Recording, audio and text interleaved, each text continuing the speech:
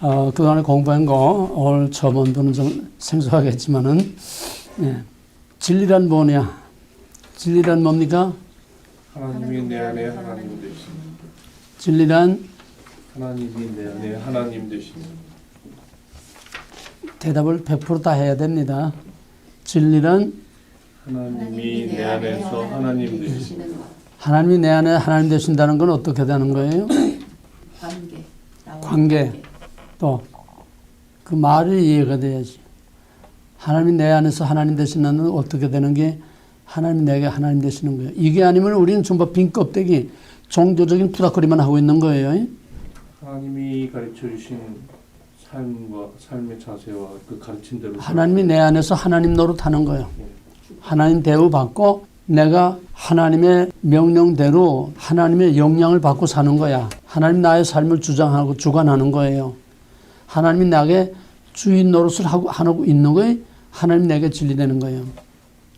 그게 아닌 거는 객관화된 진리, 그냥 저 성경책에 있는 진리, 보편적으로 누구에게나 통하는 신학적인 진리, 이론적인 진리, 그거는 생명이 없어요.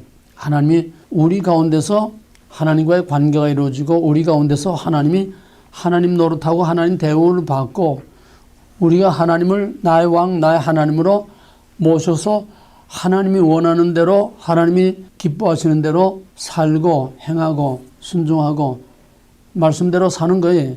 그게 진리가 내게 진리가 되는 거예요. 진리란 어떤 거예요? 진리란 변하지 않는 것. 진리란 변하지 않는 거, 무엇에도 영향을 받지 않는 거. 진리란 사실, 누가 만들어 놓은 가공적이 아니라 팩트, 사실, 진실, 그게 진리요. 영원히 변하지 않고 무엇에도 영향을 받지 않고 그런 진리는 세상에 없습니다. 왜? 이 세상은 다 변해요. 산천, 초목, 자연도 변하고 세월도 변하고 다 변해. 오직 변하지 않는 거는 천지가 없어져도 변하지 않는 거는 뭐가 안 변해요? 하나님과 하나님의 말씀만이 변하지 않아. 그래서 하나님과 하나님의 말씀이 진리라는 겁니다. 근데 지금은 다 변했어. 여러분은 몰라서 그렇죠. 지금은 진짜 오리지널한 순수한 하나님, 순수한 말씀이 없어. 다 변질, 변형, 부패, 타락. 그래서 두란노가 필요한 겁니다. 순수한 오리지널을 다시 회복하고 찾자는 거예요. 잃어버린 하나님을 찾자는 거예요. 잃어버린 진리를 찾자는 거예요. 잃어버린 진실, 진짜를 찾자는 거예요. 쉽게 말하면 진리란 진짜야. 진짜 아닌 건 다 가짜야. 섞인 거는 가짜야. 지금 다 뒤섞여가지고 진짜를 찾아볼 수가 없어. 어디 가서도 진짜를 찾아볼 수가 없어. 진짜 하나님 만날 수가 없어. 전부 다 사람이 만들어 놓고 분장시켜 놓고 화장시켜 놓고 그 뭘 갖다가 그냥 무슨 뭐 배우처럼 그냥 갖다 위장하고 이런 하나님들만 득실거리지. 진짜 I am이라고 한 하나님 자신이 계시하신 그 하나님은 어디서 찾아볼 수가 없어. 그래서 지금 교회는 많지만은 하나님은 어디에서 만날 수가 없어. 설교는 범람하지만은 어디에서도 하나님을 만날 수가 없어. 하나님 없는 교회, 하나님 없는 말씀, 그건 진리가 아니에요. 진리인 것 같아도 진리가 아니에요. 신학이 있어도 그 신학도 지금 다 변질, 변형됐기 때문에 진짜 하나님께서 I am이라고 한 그 본래 하나님이 누구며 하나님의 말씀이 뭐냐 하는 그 진리를 우리가 찾아볼 수가 없어요. 그래서 두란노가 필요한 거고 그만큼 두란노는 없어서는 안 될 정말 소중한 것입니다. 그래서 하나님께서 두란노를 사랑하시는 거예요. 두란노를 사랑한다는 건 뭡니까? 여러분을 사랑한다는 거예요. 여러분은 특별한 하나님의 은총을 입은 자 외에는 여긴 아무나 올 수도 없고 와서도 여기 배견할 수 없어요. 하나님의 콜링과 하나님의 붙들어 주심이 없이는 특별한 사랑과 은총을 받지 못하고는 두란노를 끝까지 갈 수 없어. 여러분이 여기 와서 앉았다는 사실 자체가 하나님의 콜링을 받은 것이고 하나님의 특별한 하나님의 은총을 받은 것입니다. 그 진리란 어떤 것이냐? 진리란 역설적인 진리다. 지난 시간에 한 겁니다. 역설적 진리. 왜 진리가 역설적입니까? 역설이라는 거꾸로 간다는 얘기죠. 왜 진리는 진실인데 왜 진실, 진리, 왜 정의, 하나님의 진리의 말씀이 왜 진리가 거꾸로 간다는 거예요? 모든 세상이 거꾸로 가기 때문에 그렇습니다. 세상이 거꾸로 가니까 대세가 거꾸로 가니까 진리가 거꾸로 가는 게 아니라 진리가 바로 가는데 바로 가는 게 거꾸로 가는 게 돼버린 거예요. 진리가 거꾸로 갈 수는 없어.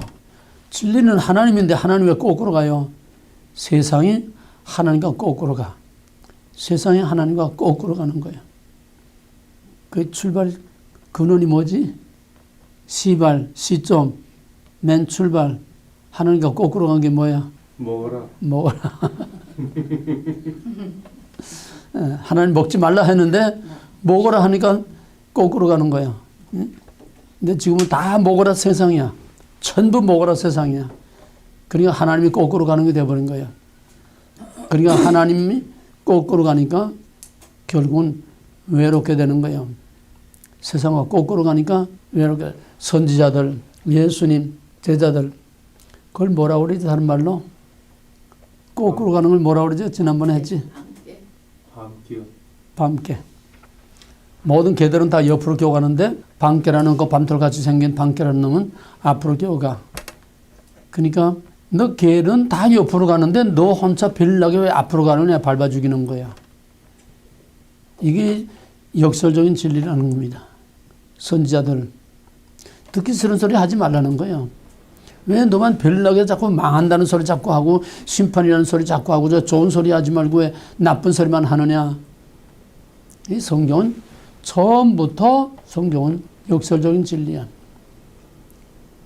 성경이 거꾸로 가는 게 아니라 하나님 먹지 말라. 이게 정도인데 이게 진리인데 뱀이 먹으라 해서 그 아담의 후손들은 전부 다 하나님과 거꾸로 가니까 세상이 거꾸로 가니까 야고보 4장 4절에서는 하나님과 세상은 원수가 되는 줄 알지 못하냐 그랬어. 왜? 서로 반대로 가니까 충돌을 내. 이 진리의 역설성을 모르고서는 진리가 뭔지 알 수 없고 믿음이 뭔지 알 수 없고 신앙이 뭔지 알 수 없고 성경이 뭔지 알 수가 없고 하나님이 뭔지 알 수가 없어. 진리의 역설성을 안다는 거 이게 가장 중요한 겁니다. 왜? 이걸 모르면 다 옆으로 교가는 거야. 뭔 소리인지 알겠어요? 진리의 역설성을 모르면은 다 옆으로 교가는 거야. 이게 뭐야? 예수님 산상수훈에서 말하면 넓은 길로 가는 거야. 역설적 진리는 뭐야? 굳이 넓은 길, 쉬운 길, 편한 길 다 놔두고 굳이 고난의 길을 택해서 간다는 거예요. 그러니까 다 정상이 아닌 거야. 그게 밤깨야. 그걸 밤깨라고 그래. 편한 길, 좋은 길, 성공의 길, 남들 다 가는 그런 넓은 쉬운 길을 가지 않고 이지, 프리 다 놔두고 굳이 힘든 길을 외롭게 골라가는 거. 그 세상 사람들 볼 때는 전부 다 도란 거야. 미친 거야. 바울이 그렇잖아. 바울이 넓은 길로 잘 나가다가 거꾸로 돌아서 가니까 야, 내가 공부 너무 많이 하더니 미쳤구나. 거꾸로 가니까 미쳤다는 거예요.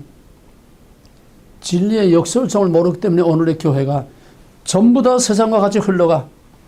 세상을 닮아가고 세상은 남 한 대로 다 따라가고 그냥 유행 따라 바람 따라 그냥 물결 따라 다 흘러가는 것이 오늘의 교회와 신앙이야. 거기에 유별나게 튀어나게 거꾸로 가는 것 맞아주고 그게 예수야. 그게 그 예수 따라가는 제자들이었고 그게 순교자들이었어요. 그리고 세상 사람들 볼 때는 그게 바로 미친놈이야. 미친놈이야. 이상하게 보이고 별나게 놀고 좀 더 쉽고 편하게 살지 못하고 굳이 힘들게 이 진리의 역설성처럼 중요한 건 없습니다. 바로 오늘 이 시대의 모든 교회와 온 세계가 다 이렇게 혼란스러워지는 것은 교회 안에서나 교회 밖의 세상에서나 정치에서나 사회에서나 어떤 비즈니스 회사에서나 어디서나 가장 중요한 것은 바로 진실을 추구하느냐 아니면은 대세를 따라서 다 같이 흘러가느냐. 대세를 따라 흘러가면 쉬워 편해. 그러나 그거는 넓은 길로 가는 것은 망하는 길이고, 망하는 것 같으나 성공하는 것은 굳이 힘든 길을 택해 가는, 그래서 믿는다는 것은 올바로 바로 믿는다고 하는 것은 그만큼 어려운 길을 가는 거야. 편하게 믿으려는 건 그건 벌써 다 탕류역이 나다 흘러가고 마는 겁니다. 이 진리와 또 객관적 진리, 주관화된 진리, 객관화된 진리, 진리가 두 개는 아니에요.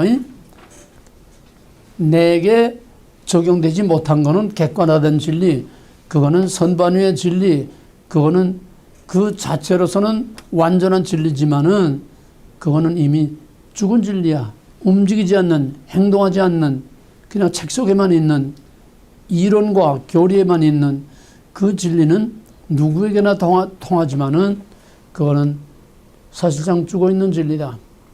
그것이 우리의 생활 속에서, 삶 속에서 행동하는 진리가 진짜 우리를 움직이고 살아 움직이는 그 진리, 가정과 사회와 세상을 움직일 수 있는 그런 진리가, 그게 행동하는 진리가 진리지, 가만 그냥 책 속에만 있는 이론과 신학 속에만 있는 그런 이론적인 진리는 그 자체가 완전한 진리지만은 그건 이미 죽은 진리다.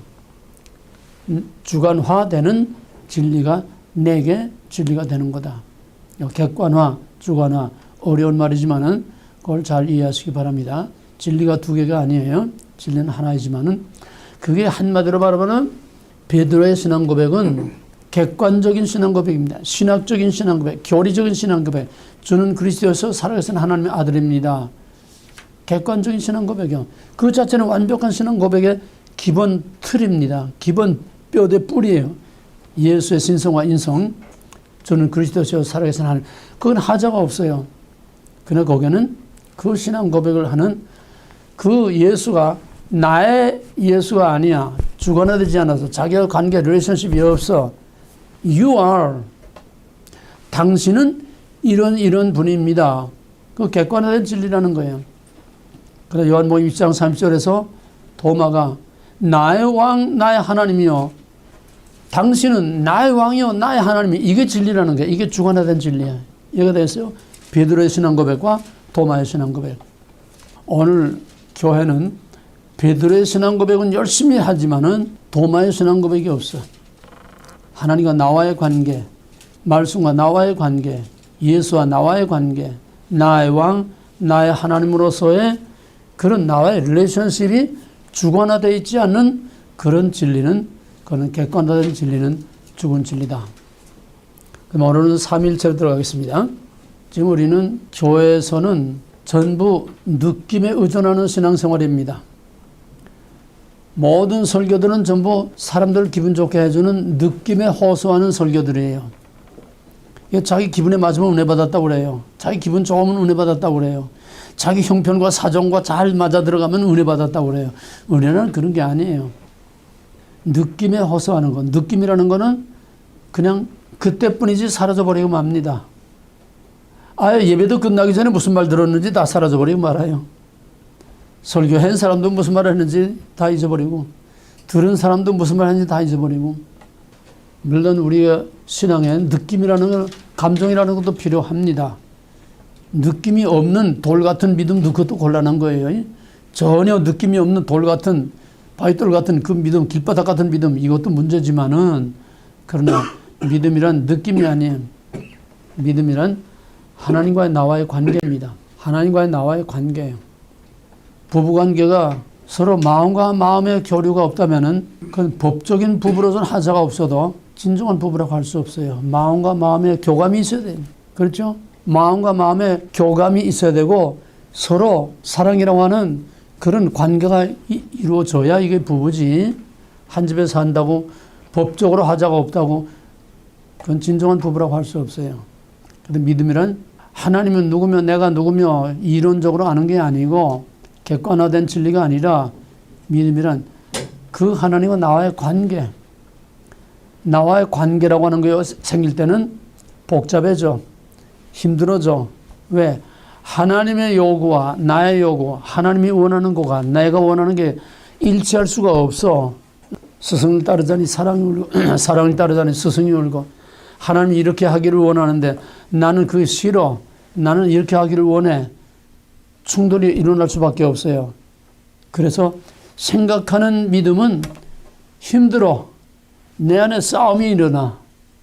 무슨 말인지 알겠어요? 내가 이렇게 할 거냐 말 거냐. 이게 극단으로 가게 되면 겟세마네 동산의 예수님의 기도가 이거예요. 내 원대로 할 거냐 아버지 원대로 할 거냐. 아버지 하라는 난 싫어. 끔찍해. 그러나 아버지는 죽으라고 하는 거야.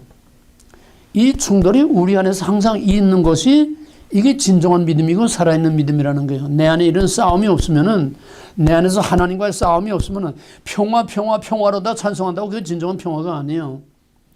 내 안에서 하나님과 싸우다가 내가 하나님 앞에 손 들고 항복할 때에 하나님의 평화가 나를 새롭게 하는 겁니다. 싸워서 이긴 평화가 아니고는 진정한 평화가 아니야. 그 누가 이긴 게 진정한 평화냐? 내가 이긴 평화는 진정한 평화 아니야. 이게 깨져. 내가 항복하고 하나님이 이김으로써 나에게 주시는 하나님의 평화가 이게 진정한 평화예요. 이게 역설적인 진리야. 역설적인 진리. 내 마음대로 됐기 때문에 내 마음이 편하는 게 아니라 내가 하나님 앞에 항복하고 굴복해서 하기 싫지만은 하나님의 원하는 뜻대로 할 때에 하나님께서 사람의 세상이 줄 수 없는 평화를 하나님께서 주실 때에 그 평화가 진정한 평화예요. 그러므로 진정한 평화는 쓰디쓴 평화지 그렇게 사탕처럼 달콤한 평화가 아니라는 게 오늘날 교회가 사탕발림의 마약 같은 평화만 외치고 있고 마약 같은 그런 사랑과 행복만 외치고 있지 쓰디쓴 행복, 쓰디쓴 기쁨 정말 그 고난 속에 자기 포기 속에서 얻는 그런 평화와 그런 기쁨과 그런 사랑을 우리가 맛볼 수가 없다고 하는 게 이게 참 불행한. 그러니까 전부 교회에서 마약에 전부 다 취하는 거예요. 사탕발림에 다 취하는 거예요. 그러면 생각하는 믿음이라는 건 그만큼 복잡하고 어려운 겁니다. 그럼 삼위일체는 뭐냐? 첫째로 우리 신앙에서 무엇보다 제일 중요한 거는 신앙의 대상이 뭐냐? 신앙의 대상. 우리가 무엇을 믿느냐? 이것부터 확실하게 설정이 되지 않으면은 그 신앙은 바른 신앙이 될 수가 없습니다. 신앙의 대상이 뭐냐? 이 말이 쉬운 것 같지만은 상당히 복잡한 거예요. 무엇을 믿느냐? 우리가 하나님 믿는다고 해야 돼. 그 하나님이 어떤 하나님이냐 이거야. 우리가 말은 하나님 쉽지만은 실상 그 속을 파헤치고 들어가 보게 되면은 하나님은 수도 없이 많은 별의별 하나님이 다 있는 거예요. 자기가 생각하는 하나님이 나름대로 생각하는 하나님이 다 달라. 목사들이 꼭 같은 하나님이라는 말을 하고 있지만은 그 목사들의 하나님이 다 다른 하나님이야. 뭐 말인지 이해가 돼요? 이해될 만해? 전부 제가 생각하는 하나님, 사람들이 원하는 하나님, 사람들이 좋아하는 하나님, 행복과 복만 갖다 주고 사랑만 갖다 주는 하나님. 전부 다 이건 만들어진 하나님이고 전부 분장하고 위장하고 가장하고 전부 다 위조된 그런 하나님이지 진짜 하나님이 아니에요. 이제 우리는 갈수록 점점 이제 깊이 들어갑니다. 오늘 맨 처음인데 우리가 믿는다는 하나님이 뭐냐? 우리가 어떤 하나님 믿느냐? 우리가 믿는 하나님이 어떤 하나님이냐? 이것이 우리가 지금 날마다 교회에서 하는 신앙 고백입니다. 사도신경 신앙 고백. 물론 사도신경 신앙 고백 센텐스 문자대로 단어대로 그런 건 성경에 없어요. 그러니까 침례교는 문자주의이기 때문에 세대주의, 침례교는 문자주의니까 성경에 사도신경이라는 거의 오리지널대로 없기 때문에 침례교에서는 사도신경을 안 합니다. 그건 문자주의가 돼서 그래요. 근데 성경에 문자적으로 없는 걸 우리는 왜 하느냐? 이거는 초대교회 시대에 아직도 어떤 신학적인 틀도 없고 어떤 룰도 없고 아무 기초가 없는 그런 상황에서 가정에서 자녀들을 가르칠 때 또 교회에서 교인들을 가르칠 때에 성경 전체를 통해서 우리가 믿는 하나님이 어떤 하나님이냐? 우리가 도대체 누굴 믿는 거냐? 우리가 어떤 하나님을 믿는 거냐? 그거를 바로 가르치기 위해서 맨 처음에 가정에서부터 경건한 그런 가정에서부터 자녀들을 가르치기 위해서 전 성경에 나타난 하나님은 어떤 하나님이냐 그거를 간추려 가지고서 하다가 이게 사도신경이라는 것이 처음에는 수도 없이 많았습니다. 자생적으로 생겨난 거기 때문에 가정에서 또는 교회에서 자생적으로 생겨나는데 그러다가 이게 점점 이게 확대되어 나가면서 그 다음에는 전 세계 교회 지도자들이 모여서 이거를 정리하기 시작했어요. 우리가 믿는 하나님은 어떤 하나님이냐. 전 세계 교회 지도자들이 모여서 세계 교회 컨퍼런스에서 거기서 이제 의논을 하고 또 회의를 열어서 또 의논을 하고 그러면서 점진적으로 이제 이걸 정리해 나갔습니다. 근데 초대교회 300년 동안에 제일 어려운 이단은 두 가지. 하나는 영지주의 이단하고 하나는 삼일체 이단이었습니다. 그건 앞으로 이제 배울 거니까 영지주의라는 헬라 사상입니다. 그건 이제 앞으로 배울 거고, 그 다음에 제일 교회를 위협했던 거는 바로 삼일체 이단이 너무 세력이 컸던 거예요. 거의 우리가 믿는 진짜 이다라고 말씀하신 성경의 삼일체 하나님이라는 것은 완전히 다 무너질 정도로 막강한 파워를 가지고 삼일체 이단들이 아시아의 모든 교회들을 거의 다 지배하고 있었어요. 이런 위기 상황 속에서 교회가 모여서 의논을 하는데 그 의논도 순조롭지 않죠. 그 세력이 워낙 크니까 그냥 막강한 파워로 그냥 싸우고 또 싸우고 그러면서 또 회의를 하다가 성령의 인도하심을 따라서 점차 이걸 정리돼 가지고 오늘 우리가 고백하는 사도신경의 모체가 되는 아타나시오스 신조를 최종적으로 우리의 신앙 고백의 기본 틀로 이렇게 만들어 가지고 그거를 말을 조금 이제 정리한 것이 오늘 우리가 고백하는 사도신경 신앙 고백입니다. 그건 뭐냐? 우리가 뭘 믿느냐? 삼일체 하나님을 믿는다는 거예요. 삼일체 신앙 고백, 우리 사도신경 신앙 고백은 성부, 성자, 성령에 대한 삼일체에 대한 신앙 고백입니다. 우리가 믿는 하나님 누구냐? 천지를 창조하신 하나님. 두 번째는 그 애아들, 고난을 받으신 애아들, 그 아들 예수 그리스도. 세 번째는 성령. 근데 그 신앙 고백을 보게 되면은 하나님은 심플 센텐스로 그냥 한 센텐스예요. 전능하사 천질만하신 하나님 앞에 내가 믿사며 한 센텐스입니다. 그 다음에 우리 주 예수 그리스도를 믿사며 그는 성령을 잉태하사 동정을 많이 나시고 변내 비례되 고난을 받으시고 십자가에 죽으시고 다시 오시고 예수 성자 예수에 대해서는 한 맨 문장이 아니라 패러그룹으로 아주 기나긴 문장으로 되어 있어요. 그 다음에 더 간단한 거는 성령을 믿사오며 그냥 심플 센텐스 I believe Holy Spirit. 왜 그러냐? 그게 바로 그 사도신경 신앙 고백이 이루어질 그 시대의 상황을 보여주는 겁니다. 왜? 성부 하나님은 구약시대부터 태초에 하나님이 천지를 창조하시니까 딱 못을 받고 나오니까 거기에 대한 긴 설명이 필요 없어. 그건 뭐 기정사실로 다 내려오고 있는 거니까. 그러니까 창세기 1장 1절을 그대로 모델로 해서 전능하사 천지를 만드신 하나님 그가 My Father 나와의 관계 요거 하나만 이게 창세기 1장 1절에서 그 천지를 창조하신 하나님이 나의 하나님으로 내가 믿습니다. 그거 하나가 이제 첨가된 거죠. 그건 간단해. 그 다음에 그 아들 예수 그리스도 성자 예수 그리스도에 대해서 왜 그렇게 기냐? 그만큼 요 삼일째 다음에 이제 공부하겠지만은 그만큼 성자 예수에 대해서는 복잡해. 이론이 많고 여러 가지 이해할 수 없는 거 받아들일 수 없는 게 많아. 첫째로 성령으로 잉태됐다는 거, 남자 없이 여자 혼자 애를 낳았다는 거 이해할 수 없어. 또 십자가에서 우리를 위해서 우리 죄를 위해서 대신 죽었다는 거 이해할 수 없고 또 부활도 이해할 수 없고 또 승천도 이해할 수 없고 또 다시 온다는 것도 이해할 수 없고 이거 전부 믿을 수 없는 것들이요. 그중에 제일 중요한 핵심은 베드로가 신앙 고백한 것처럼 주는 그리스도시요 살아계신 하나님의 아들입니다. 그건 뭐냐면 그리스도는 우리의 구세주라는 거예요. 우리를 구원한 그리스도라는 말은 헬라어에서 기름 부음 받았다는 거예요. 제사장, 선지자, 왕에게 기름 부은 것처럼 기름 부음 받은 우리의 메시아라는 거예요. 이건 인간이 기름 부음을 받지 하나님이 기름 부음 받지 않지 않아요? 예, 인간이니까 기름 부음 받았다는 예수의 인성을 말하는 게 사람으로서의 예수라는 거예요. 그 다음에 하나님의 아들, 이건 신성입니다. 그러니까 예수에게서 가장 중요한 문제가 신성과 인성의 문제인데 이것이 삼일체 다음에 나오는 또 복잡한 이단들이 여기서 나오게 됩니다.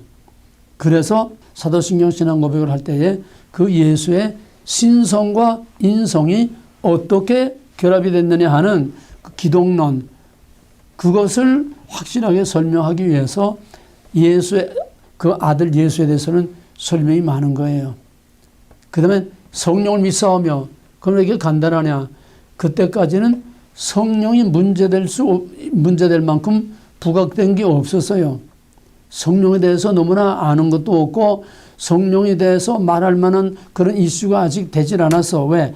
맨 처음에는 삼일체 이단이 약 300년 동안 세상을 다 그냥 휘어잡아서 거기에 매여서 325년에 니케아 회의에서 아타나시오스 신조를 확정해서 오늘 우리 신앙 고백에 이걸 확정될 때까지 AD 325년까지는 삼일체 이단에 그냥 거기에 정신이 없어가지고 다른 데 신경 쓸 여가가 없었어요.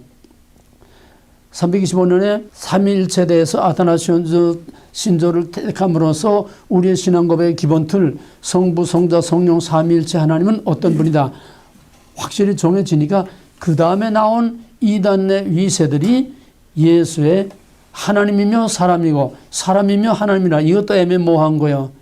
그래서 기독론 이단이 그 다음에 또 기승을 부렸기 때문에 그 451년에 칼케도네에서 최종적으로 확정될 때까지는 약 200년 동안 기독론 이단, 예수가 누구냐, 거기에 대해서 이제 이단들이 이렇게 많이 난무해서, 그래서 삼위일체와 예수가 누구냐, 예수의 기독론 문제까지 확정해서 우리의 믿는 하나님이 어떤 하나님이냐, 그거 확정하는 데만 약 500년 거진 걸렸습니다. 그만큼 우리의 믿음의 대상이 누구냐 하는 게 그만큼 중요한 거예요. 그건 오늘까지도 계속돼요. 오늘까지도 우리가 누굴 믿느냐. 지금 사도신경 신앙 고백을 하지만은 껍데기로만 하는 거지 실제 우리의 신앙에서 사도신경 신앙 고백에 성부, 성자, 성령 삼일체 하나님이 살아있지 못해요. 더더구나 조금 더 진보적인 교회들은 아야 이것도 하지 않을 뿐만 아니라 삼일체 자체를 인정하지 않으니까. 지금 이런 혼란 중에서 우리가 제일 중요한 거는 우리가 믿는 하나님이 도대체 어떤 하나님이냐, 우리가 I am이라고 계시하신 그 하나님이 어떤 하나님으로 우리가 믿고 있느냐, 이게 너무나 지금 많은 혼란 속에 빠져 있기 때문에 삼위일체 하나님을 확실하게, 하나님의 아이덴티티를 확실하게 정립한다고 하는 거, 이것이 무엇보다 가장 중요한 우리 신앙의 대전제가 됩니다. 하나님은 인간을 신의존적인 존재로 만들었습니다. 신의존적인 존재라는 뭔가 하나님을 의지하지 않고는 살 수 없도록, 좀 쉽게 말하면 카메라는 세 다리로 지금 서 있어요. 한 다리만 차버리면 그건 자연히 넘어져요. 이게 원리입니다.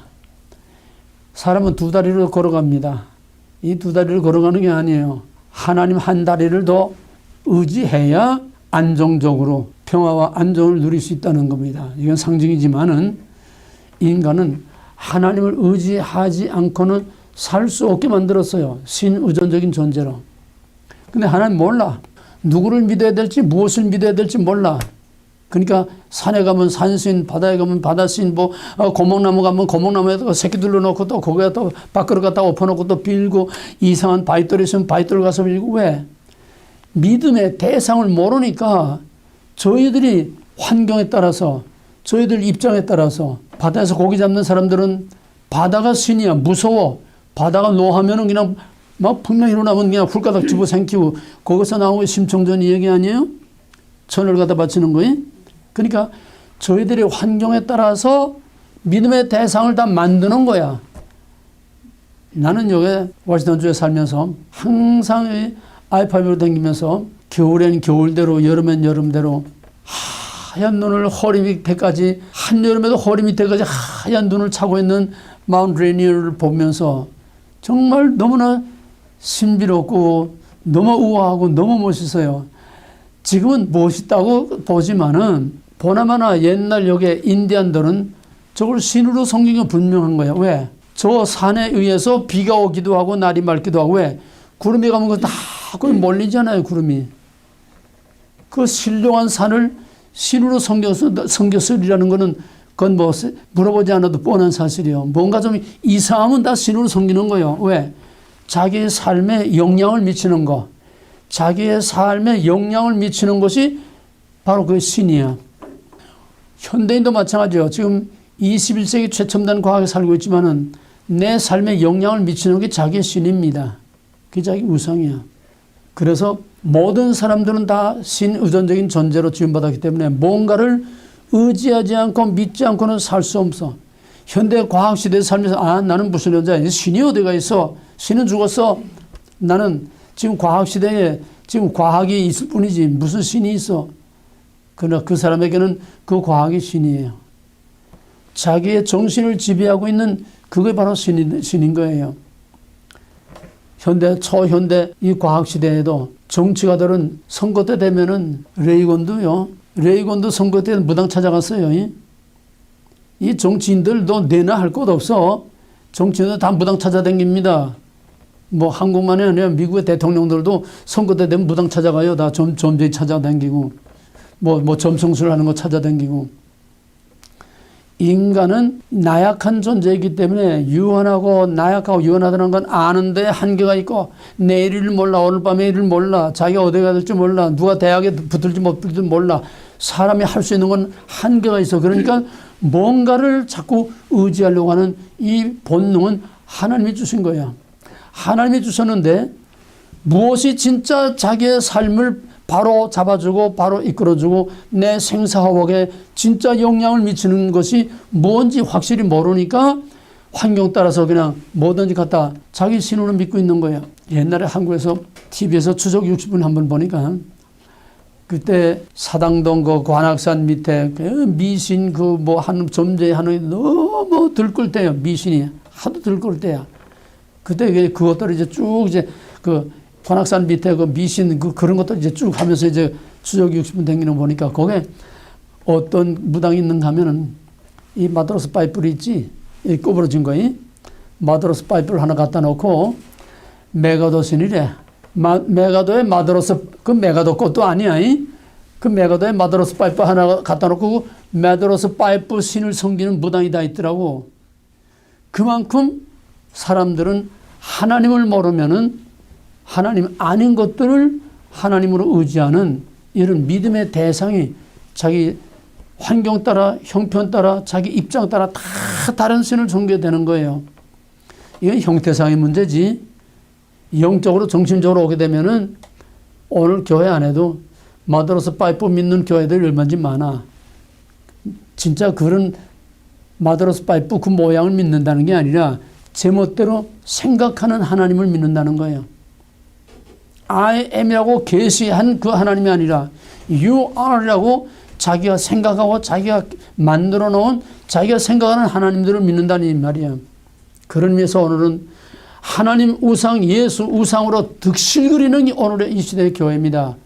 그렇기 때문에 우리는 우리가 믿는 하나님이 어떤 하나님이라를 정확히 아는 것이 하나님의 정체성을 확실하게 먼저 세우는 것보다 더 중요한 게 없어요. 그러면 우리가 믿는 하나님은 어떤 하나님이냐? 우리가 믿는 하나님은 하나님께서 삼위일체로 계시하셨다. 물론 성경에 삼위일체라는 단어가 없습니다. 창세기 1장 1절에서 계시록까지 삼위일체라는 단어는 없어요. 그러나 개념으로 볼 때에 삼위일체라는 것이 창세기 1장에 맨 처음 천지를 창조할 때부터 삼위일체의 개념이 거기서부터 있어 왔고 계시가 점진적으로 발전됩니다. 나무가 점점 자라듯이 성경도 하나님의 계시도 점점 자라가는 거예요. 그렇기 때문에 처음부터 삼일체란 이런 것이다 딱 이렇게 교리적으로 한 게 아니라 하나님은 경험을 통해서 하나님이 어떤 하나님이냐 하는 것을 경험을 통해서 점점 점진적으로 깨달아 알게 하시는데 이 삼일체 개념이 확실하게 정립되는 것은 요한복음과 사도행전까지 와야 성부, 성자, 성령 삼위일체 하나님이고 성부는 누구며 성자는 누구며 성령은 누구며 성부와 성자의 관계와 성부와 성령의 관계와 이 상호 관계가 확실하게 드러나는 것은 바로 사도행전까지 와야 오순절 성령 강림 그까지 와야 확실하게 정리가 되고 그 전까지는 희미하게 자꾸 내려오는 거예요. 창세기로부터 계속 내려오는 거 희미하게. 그래서 이걸 확실하게 정리해 놓은 것이 우리가 지금 고백하는 사도신경 신앙 고백이지만은 그러나 그것도 피상적인 것이고 좀 더 확실하게 구체적으로 들어가면 우리가 삼위일체 우리가 믿는 하나님이 어떤 하나님이냐 이 삼위일체를 정확히 아는 것이 중요합니다. 맨 첫째 삼위일체는 뭐냐?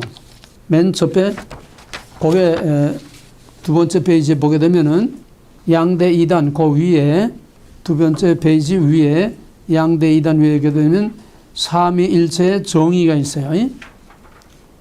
삼위일체 정의. 삼위일체 정의 다 같이 5번 계속 반복해서 시작.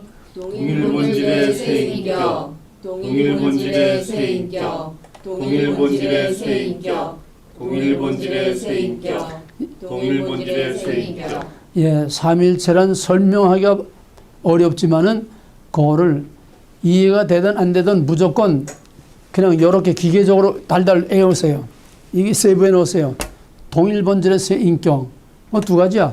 동일본질이라는 거가 세 인격이라는 거. personality, three personality. 그럼 동일본질은 뭐고 세 인격이라는 뭐냐. 이게 삼위일체의 핵심인데 동일본질이라는 거는 신성을 말하는 겁니다. 신성. 하나님으로서는 한 하나님이다. 하나님의 신성, 하나님으로서는 한 하나님이다. 성부도 성자도 성령도 같은 한 하나님이라는 거예요. 그러나 그 셋은 하나이면서도 그냥 섞어서 다 녹아서 하나가 된 그런 하나가 아니라 각각 성부, 성자, 성령 따로따로 독립적인 인격체로 가지고 있으면서도 하나라는 거예요. 그래서 삼위일체라는 개념을 우리가 이해하는 게 참 우리의 상식으로는 이해하기 어렵습니다. 셋이면서 하나이고 하나이면서 셋이라. 그게 동일본질의 세 인격이라는 거예요. 동일본질이라는 거는 신성에 있어서는 하나다. 같은 하나님이라는 거야. 한 하나님이라는 거예요. 성부, 성자, 성령은 한 하나님이라는 겁니다. 그럼에도 불구하고 성부, 성자, 성령은 또 따로 구별이 돼. 완전히 인격적으로 성부도 독립적인 인격, 지정의를 갖고 계시는 퍼스널리티. 성자도 독립적인 퍼스널리티. 성령도 완전히 독자적인 퍼스널리티를 갖고 있는데 그러나 이거는 서로 분리될 수 없고 섞여서 하나가 혼합될 수도 없고 바로 세 인격의 관계는 그 다음에 있습니다. 세 인격의 관계는 구별되되 비분리, 비분할, 비혼합. 이게 삼위의 관계입니다. 자, 다 같이 5번 반복. 삼위의 관계는 구별되되 비분리, 비분할, 비혼합. 구별되되 비분리, 비분할, 비혼합. 구별되되 비분리, 비분할, 비혼합. 구별되되 비분리, 비분할, 비혼합. 구별되되 비분리, 비분할, 비혼합. 이게 어려운 거예요. 말을 외우긴 쉬운데 그 의미를 이해하기 참 어려운 거예요. 그게 뭐냐 하면 성부, 성자, 성령은 세퍼레이트 되는 게 아니야. 완전히 따로 분리되는 게 아니야. 분리될 수 없어. 분리되면은 그 뒤에 이제 나오는데 성부, 성자, 성령이 완전히 별개의 것으로 분리되면은 세신이 돼. 세신. 독립된 세신이 돼. 이게 30론 이단이 되는 거예요. 성부, 성자, 성령이 분리될 수 없어. 세퍼레이트 될 수가 없어. 그런데 분리하고 구별은 뭐가 다르냐? 이거는 분리된 겁니다. 성부, 성자, 성령 따로따로 완전히 세퍼레이트 된 거예요. 이렇게 되면 삼신론 이단이 돼. 신이 셋이야. 신이 셋이야. 그러면 구별이라는 건 뭐냐? 동일본질 하나야. 하나님 한 하나님이야. 한 하나님인데 이게 디바이드. 이게 구별된 겁니다. 한 하나님이면서 각각의 역할과 특징이 다르다는 거예요. 활동과 특징과 역할이 다르다는 거예요. 그러나 분리될 수가 없어. 또 성부가 성부, 성자, 성령, 성부가 성자가 될 수 없고 성자가 성부가 될 수 없고 성부와 성자가 혼합돼서 섞일 수 없고 섞이면 구별이 없어지지. 혼합. 서로 섞일 수도 없고 서로 성부가 성자가 될 수도 없고 성자가 성부 될 수도 없고 성령이 성자 될 수도 없고 성령이 성부 될 수도 없고 확실하게 구별이 돼야 된다는 거예요. 이게 비분리, 비분할, 비혼합. 섞일 수도 없고 그러니까 성부는 성자가 아니고 성부는 성자가 될 수 없어. 성자가 성부 될 수 없어. 성령이 성부가 될 수 없어. 성령이 성자가 될 수 없어. 이 서로의 관계는 확실하게 구별되어 있어야지 섞일 수도 혼합돼서 섞일 수도 없고 이거 어느 하나가 어느 하나에 흡수될 수도 없어. 여기에서 삼일체 이단들이 나오게 되고 여기에서 우리가 잘못된 하나님을 믿게 되는 엄청난 오해들이 오게 되는 겁니다. 삼일체라는 건 참 우리가 이해하기 상당히 어렵고 복잡한 거지만은 우리가 이 삼일체를 정확히 이해하는 것이 무엇보다 가장 중요해요. 그러면은 삼위일체는 애당초 우리가 클리어하게 속 시원하게 아주 명쾌하게 이렇게 딱 이해하기는 애당초 어려운 거예요. 그러니까 삼위일체를 이해하려면은 삼위일체 2단 그러니까 반대 교육, 반면 교육입니다. 삼위일체 아닌 유사 삼위일체, 삼위일체 아닌 변질된 삼위일체, 삼위일체 2단들을 우리가 하나하나 정확하게 알므로써 그거 아닌 것이 삼위일체 진짜 삼위일체다. 그러니까 삼위일체를 바로 이해하려면은 삼위일체 2단을 바로 알므로써 삼위일체를 바로 이해할 수 있다. 반면 교육입니다. 이제 삼위일체 2단을 정확하게 알아야 그거 아닌 것이 삼위일체라는 것을 우리가 이제 반대로 알게 되는 겁니다. 그러면 삼위일체 2단은 크게 두 가지로 나눌 수가 있어요. 이게 아까 말했지만 삼위일체 2단이 초대교회 약 300년 동안 완전히 기독교를 완전히 파괴할 정도까지 삼위일체 2단 삼위일체들이 그냥 온 세상 교회를 다 위협을 했었습니다. 그때 정말 하나님께서 성령의 주도하에서 오늘 우리가 믿는 이 삼위일체 교리가 이제 300년 만에 이제 확정이 됐지만은 그러면 가장 많은 삼위일체 2단이 뭐냐? 맨 첫째는 양태론이라는 겁니다. 양태론. 양태론이라는 거는 삼위가 없어요. 양태론이라는 거는 단일신론입니다. 단일신론. 한신이라는 거예요. 한신. 유일신. 단일신. 단일신인데 양태라는 거는 뭐냐면 한자인데 모양을 바꾼다는 거예요. 모양. 이름과 모양만 바꾼다는 거예요. 한신이 때와 장소와 역할과 활동에 따라서 같은 한신이 이런 신으로도 나타나고 저런 신으로도 즉 같은 한신인 어떤 때는 성부로 어떤 때는 성자로 어떤 때는 성령으로 삼위가 아니에요. 완전히 퍼스널리티가 아니야.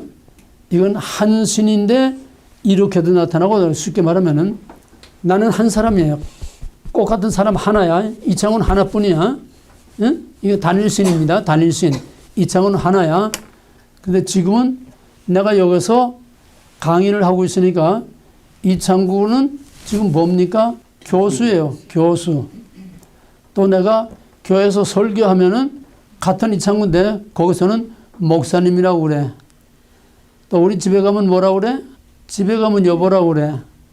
그러니까 이게 단일신론 양태론 이단입니다. 한 신인데 이 경우에 따라서 활동에 따라서 역할에 따라서 한 신이 같은 한 하나님이 어떤 때는 성부가 되고 어떤 때는 성령이 되고 어떤 때는 성자가 되고 그때그때 이름과 모양이 다르게 나타나는 건데 신은 한 신이야. 그럼 또 다른 예를 들어서 물의 분자 구조가 뭐죠? 물. H2O요. H2O지 그 본질이야. 본질. 그 단일신이라고 봐. 그 하나님이라고 봐. 그 H2O인데 H2O에다가 열을 가하면은 뭐로 바뀝니까? H2O에 물에다가 열을 가하면 뭐로 바뀌어? 모양이 뭐로 바뀌냐고? 기체. 기체로 바뀌지? 기체. 기체도 H2O예요. 액체도 H2O야. 또 거기서 열을 빼게 되면 뭐가 돼? 얼음. 고체가 되지. 얼음. 고체가 돼. 고체나 기체나 액체나 다 H2O 하나야, 하나. 그러니까 모양만 바뀌는 거야. 이게 전형적인 양태론입니다. 이해가 돼요? 하나님이야. 하나님 하나야. 하나님 하나인데 성부, 성자, 성령이 따로따로 퍼스널리티로 따로 구별되는 있는 게 아니라 하나가 어떤 때는 이렇게 성부가 되고 어떤 때는 성령이 되고 어떤 때는 성자가 되고 어떤 때는 기체가 되고 어떤 때는 고체가 되고 액체가 되는 것 같다는 얘기야. 이게 양태론이에요. 양태론은 게 모양을 바꾼다는 거야. 모양. 이름이 바뀐다는 거야. 그 하나님 하나야. 그러니까 단일신론이야. 단일신론.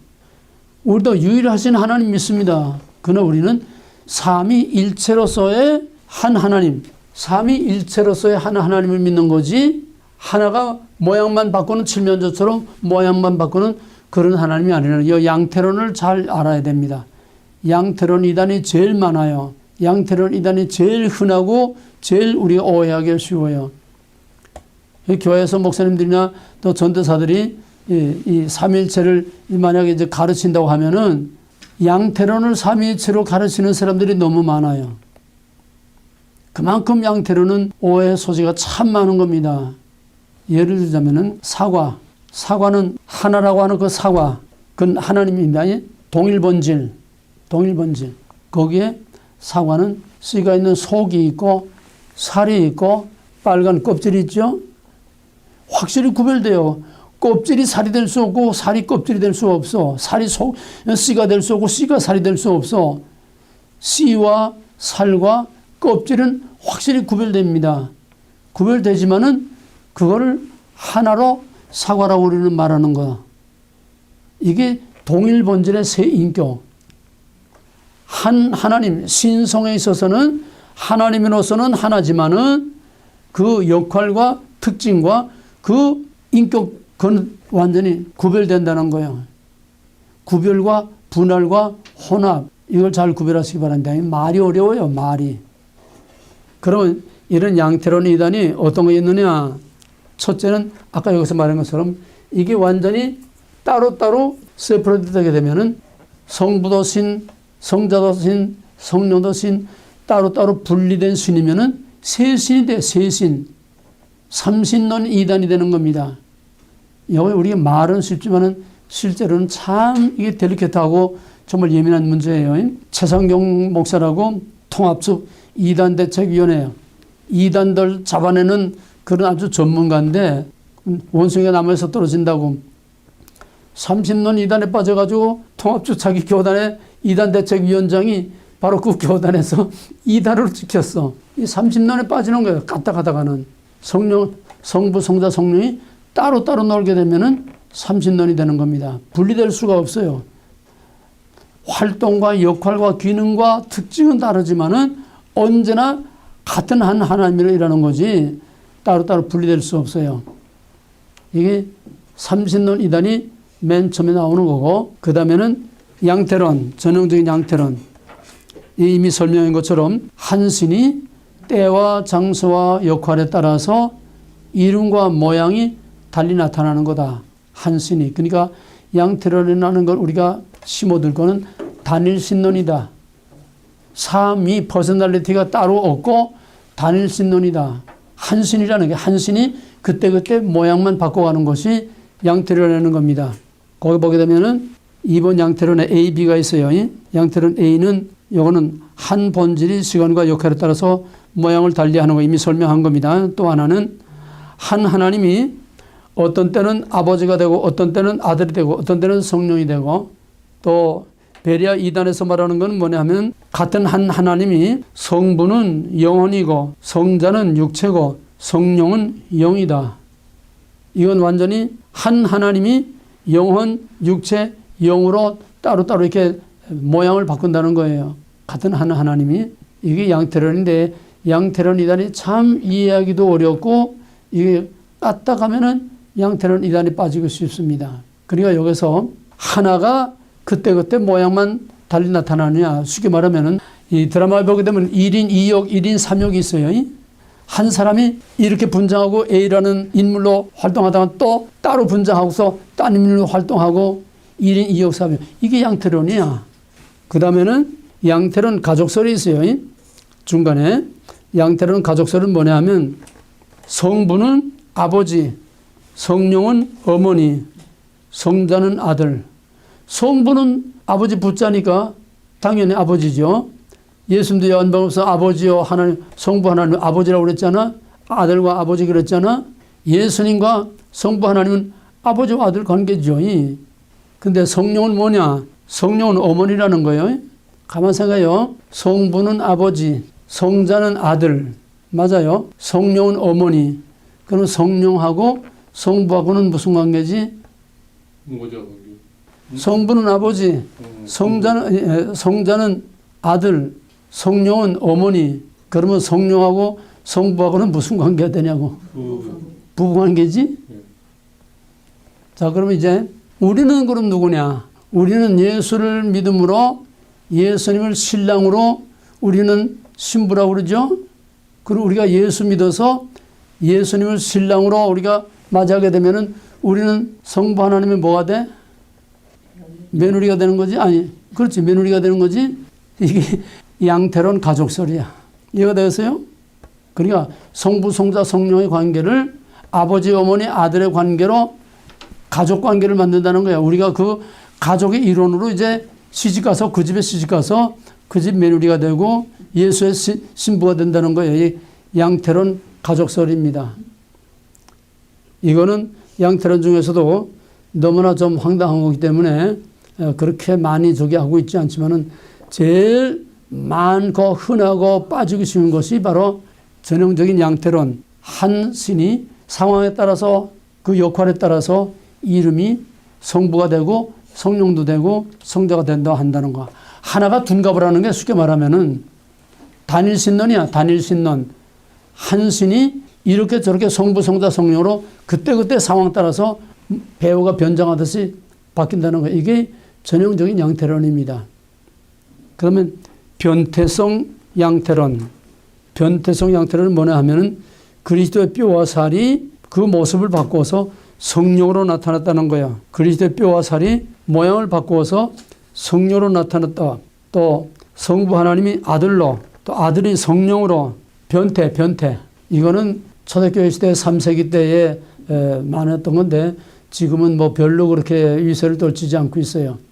제일 지금까지도 위세를 떨치고 있는 것은 전형적인 양태론, 단일신론으로 그때그때 역할 따라서 성부가 성령도 되고 성자가 성부도 되고 그때그때 따라서 역할 따라서 모양을 달리하는 거. 그 양태론이 제일 오늘도 위세를 떨치고 또 오늘도 거기에 빠지기가 쉬운 가장 델겠다는 것이 바로 이 양태론입니다. 그 다음에 이제 마지막으로 성부 권한설. 이것도 양태론입니다. 성부 권한설이 뭐냐 하면은 이것도 이제 초대교회 시대에 많이 유행하던 건데 예수가 하나님이면은 예수는 이고로 성부다. 예수가 하나님이면은 예수는 성부다. 그러므로 예수가 죽은 것은 하나님이 죽은 것이다. 성부 권한설이에요. 이해가 됩니까? 무슨 말인지? 예수는 하나님이다. 맞아요. 근데 예수가 죽은 건 하나님이 죽은 거다. 이건 뭐냐? 성부와 성자를 구별을 못하는 겁니다. 그러니까 이 삼위의 관계가 구별이라는 게 참 중요한 거야. 구별되되 분할될 수 없고 분리될 수 없고 혼합될 수 없고 흡수될 수 없고 완전히 독립된 인격으로서 구별되어 있지만은 그 신성에 있어서는 같은 한 하나입니다. 근데 솔직히 말해서 말은 이렇게 저렇게 하는데 우리가 이해하는 거는 사실 어려운 거예요. 그러면은 마지막 양자론까지 하고 나서 그럼 양자론이 삼일체 이단은 양태론과 양자론 두 개가 가장 대표적으로 제일 많은 건데 양자론이라는 게 뭐냐? 양자론이라는 거는 첫째 알로고이 이건 사브나타의 파울로스가 주장했던 것인데 이건 뭐냐면은 예수 그리스도의 요한복음 1장 1용어처럼 태초에 말씀이 계시니라. 예수 그리스도가 창조 이전부터 계셨다고 하는 선제설 또 예수 그리스도의 신성 또 성령도 부인하고 예수 그리스도의 인성만 인정하는 겁니다. 이건 어디서 나오냐면 이제 앞으로 배우겠지만은 예수의 인성만 인정하고 예수의 신성을 인정하지 않는다. 이게 영지주의가 아니라 에비어니즘에서 나오는 거예요. 인성만 인정하고 신성을 인정하지 않는, 쉽게 말하면 예수는 우리와 똑같은 사람이라는 거예요. 맨 처음 창조된 예수는 우리와 똑같은 사람이라는 거예요. 피조물. 그러나 삼일체에서 말하는 거나 또 요한복음에서 말하는 거는 예수는 창세 이전부터 이미 계셨고 또 그로 말미암아 만물이 그로 말미암아 지음받지 않은 것이 없다. 예수는 창세 이전부터 계시는 삼일체 하나님으로 말하고 있는데 여기서는 예수의 신성을 인정하지 않는 거예요. 창세 이전부터 있는 것이 아니라 우리와 똑같은 피조된 인간이라는 거예요. 피조물.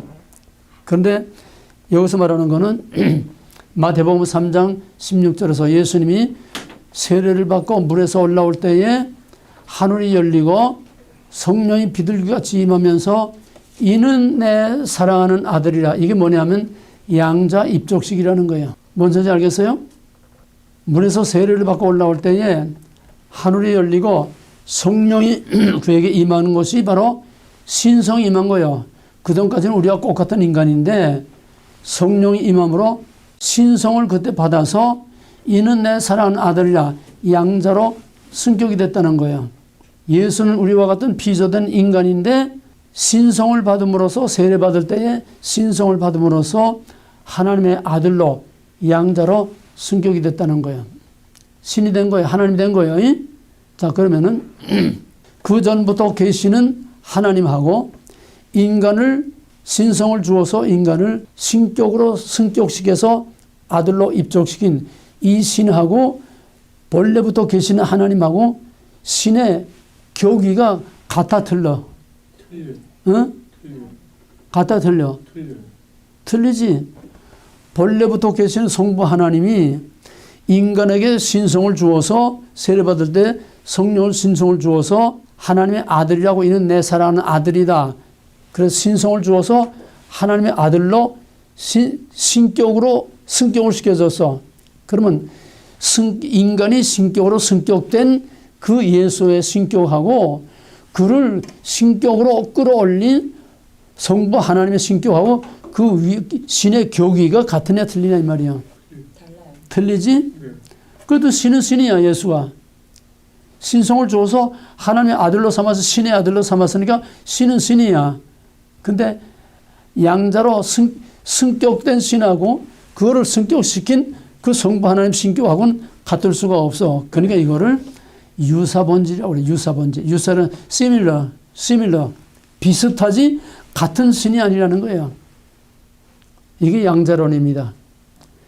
피조물인 인간이 신성을 받아서 세례를 받을 때에 신성을 받아서 신격으로 승격이 되겠죠. 하나님의 아들로 승격해서 신이 됐다. 인간이 신이 됐다는 얘기야. 그러니까 본래 하나님의 신격하고 인간이 신이 된 그 양자로서의 예수의 신격하고는 교기가 같을 수가 없어.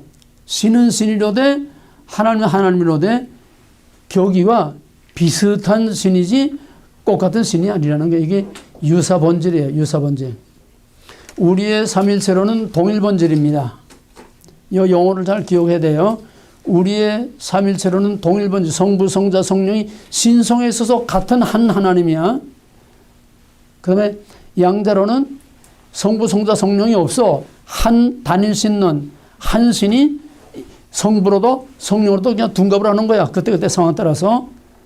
그 양자로는 피조물인 인간이 신성을 받아서 양자로 승격이 됐다. 이게 양자론입니다.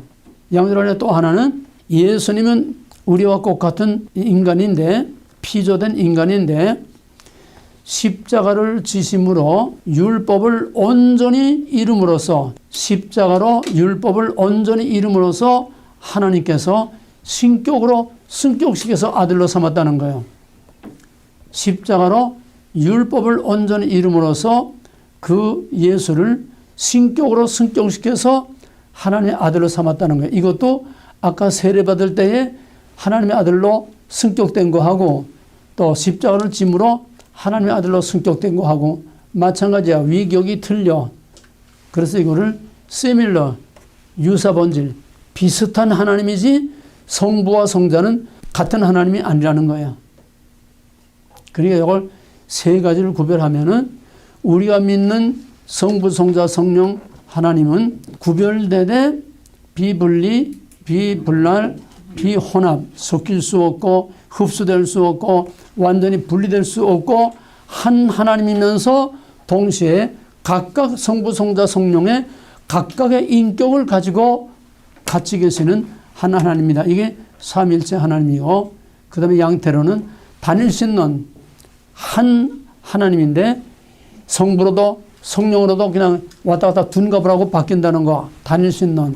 그 다음에 양자로는 인간이 신격으로 성격됐기 때문에 하나님과 같은 신일 수가 없어.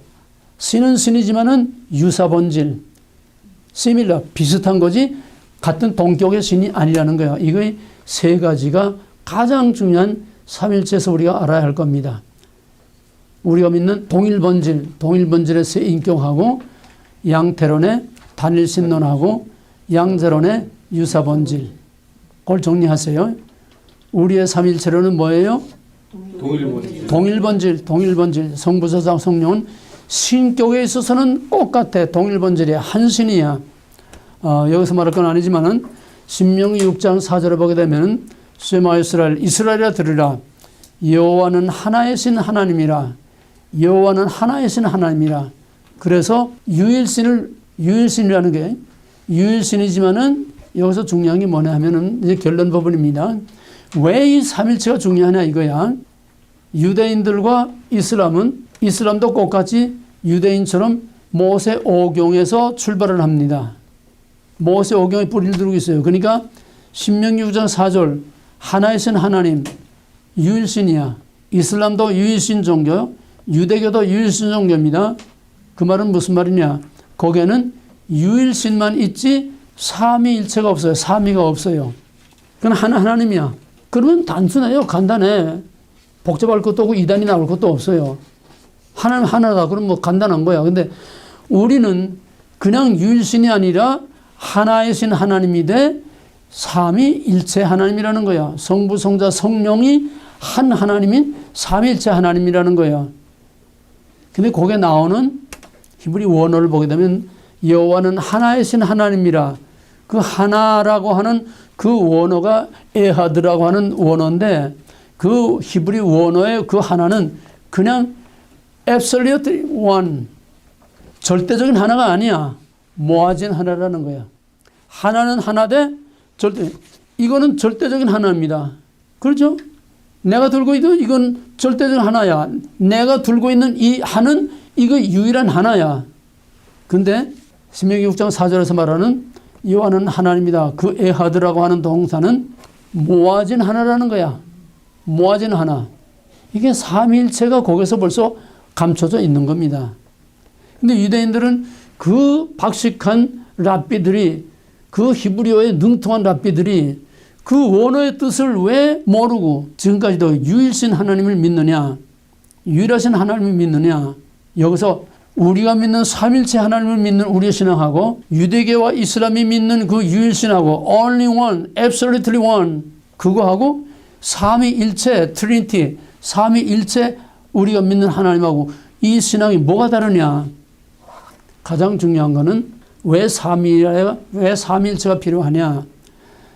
출애굽에 오게 되면은 이스라엘 백성들 애굽에서 나와서 시내산에서 모세를 이제 중재자로 오르락내리락 하면서 모세를 통해서 너희는 내 백성 나는 너희 하나님 언약을 맺습니다. 하나님의 백성이 됩니다. 언약을 맺고 그 다음에 이제 언약의 잔치를 하고 그러고서 이제 모세가 시내산에 올라가서 이제는 하나님의 백성이 됐으니까 하나님 그 백성과 같이 살아야 되니까 모세가 시내산에 올라가서 40주 40야 먹지도 마시지도 않고 이제 금식을 하면서 하나님께 이제 율법을 받아요. 십계명과 이제 율법을 받는데 근데 하나님께서 그때 하나님이 시내산에 강림하실 때는 온 백성들이 맨 처음에 출애굽기 19장에서 하나님이 시내산에 강림하실 때는 큰 우레소리와 천둥 번개 소리와 큰 나팔 소리와 땅이 진동하고 온 산이 그냥 불과 연기 기둥으로 연기로 꽉 차고 그 나팔 소리와 하나님의 음성이 너무너무 우렁차고 쩌렁쩌렁해서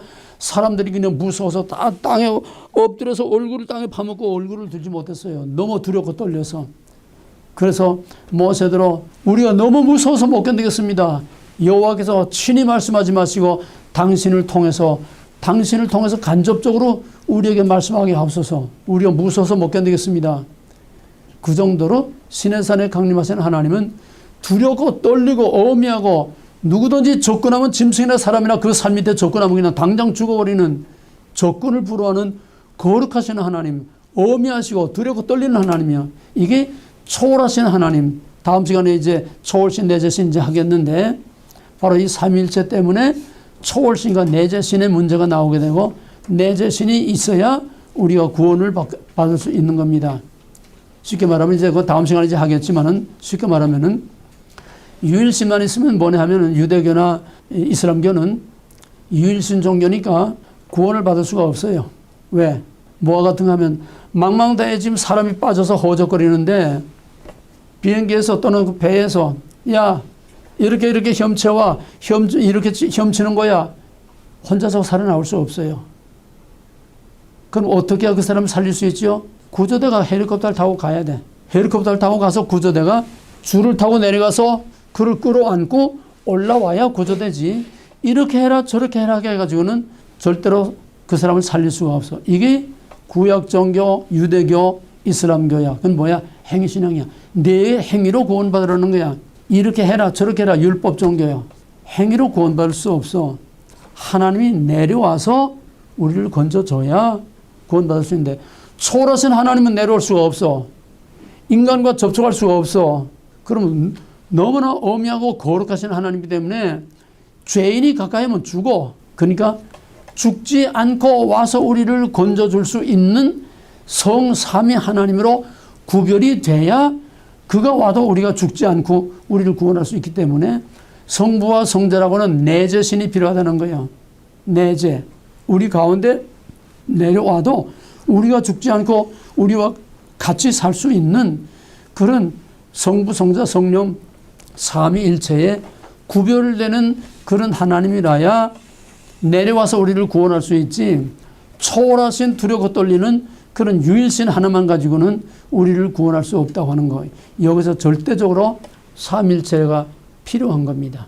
그래서 구원은 오직 삼위일체를 믿는 삼위일체 하나님을 믿는 기독교에만이 구원이 있지 같은 모세 오경에 뿌리를 두고 있어도 이슬람이나 유대교나 그 밖에 인간의 행위로 가지고 선을 행함으로 구원받는다고 하는 것은 절대로 있을 수 없어. 인간이 아무리 10번 죽었다 살아도 그 망망대해의 죄와 사망의 권세에 빠진 거기서 스스로 헤어나와서 구원받을 수는 없어요. 하나님이 내려와서 구원해 줘야만 우리가 구원받을 수 있다고 하는 여기에서 절대적으로 성부, 성자, 성령 삼위일체라고 하는 바로 우리가 믿는 삼위일체 하나님이라야 우리가 구원을 받을 수 있다는 이게 왜 삼위일체를 우리에게 주셨냐는 결론입니다. 근데 문제는 이 삼위일체를 말하기는 편하지만 진짜로 클리어하게 속 시원하게 확실히 이해하기가 너무나 어렵다는 거예요. 그래서 종교개혁 시대도 이 삼위일체 이단 때문에 참 너무나 어려움을 당하고 논쟁이 많았습니다. 그래서 위대한 바울 이후 최대의 위대한 신학자 존 칼빈이 삼위일체란 이런 것이다 쫙 그냥 기나긴 논문으로 쫙 설명하다가 맨 마지막에 맺는 말이 뭐냐 하면 논문을 일단 끝내놓고 그 다음에 맨 마지막에 삼위일체는 하나님의 신비에 속한 것이기 때문에 우리가 삼위일체를 다 알 수 없다. 왜 이렇게 어려운 삼위일체를 줬느냐? 첫째는 삼위일체 안에는 구원받을 수 없다. 두 번째는 하나님이 다른 신들로부터 구별이 돼야 된다. 구별. 어떤 신도 하나면서 셋이고 셋이면서 하나인 신은 우리가 믿는 이 삼위일체 하나님 외에는 없어요. 고목나무 스민은 고목나무 스민, 산신이면 산신, 바다면 바다신, 뭐 빨뿌리신 빨뿌리신 하나지 한 신이며 셋이고 셋이며 한 신, 이런 삼일체 신은 동서고금에 예외가 없어. 그러니까 하나님은 다른 신들로부터 구별하기 위해서 나 외에 다른 신을 내게 있게 하지 말라. 구별이라는 거룩입니다. 하나님의 거룩하심 때문에 다른 신들로부터 구별하기 위해서 삼일체로 계시하셨다고 하는 것. 두 번째는 삼위일체가 아니면은 우리 가운데 내려오시는 내재하실 그런 신이 없으면은 우리가 구원받을 수 없다는 거. 초월하신 단일신 가지고는 구원받을 수 없다는 거.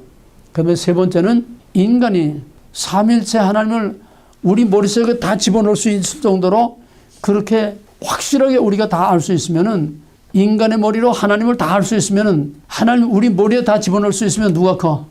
인간. 하나님 우리 머릿속에 다 들어가 있으면 누가 커? 인간. 우리가 하나님보다 더 크지? 그러니까 인간의 머리로서는 하나님을 다 알 수 없다는 거를, 그거를 우리에게 알려주기 위해서. 왜? 하나님은 우리 머릿속에 들어갈 만큼 그렇게 심플하고 그렇게 작은 하나님이 아니셔. 하나님은 온 우주를 창조하시는 하나님. 이 우주가 얼마나 큰지 지금도 몰라. 옛날에는 아날로그 망원경 가지고 이제 물리적으로 육안을 가지고 하니까 기껏 해서 은하수밖에 보지 못했지만은 지금은 전자망원경으로 이 우주를 몇십 년, 몇십 광년 걸려가지고 뭐 가고 오고 하는 그런 빛의 속도로 다 보는 이런 전자망원경을 가지고 보기 때문에 지금은 갈수록 우주가 무한히 점점 끝이 없다는 거예요. 태양계를 포함하는 은하수, 분한 은하수, 그런 은하수 같은 것들이 수천억 개가 있다는 거야. 무한이라는 거야. 그런 큰 우주를 하나님 만드신 그 하나님인데, 우주보다 큰 하나님인데, 그런 우주보다 큰 하나님을 우리 머릿속에 하나님이 여기다 딱 집어넣으면은 인간이 하나님을 좌지우지할 거 아니야.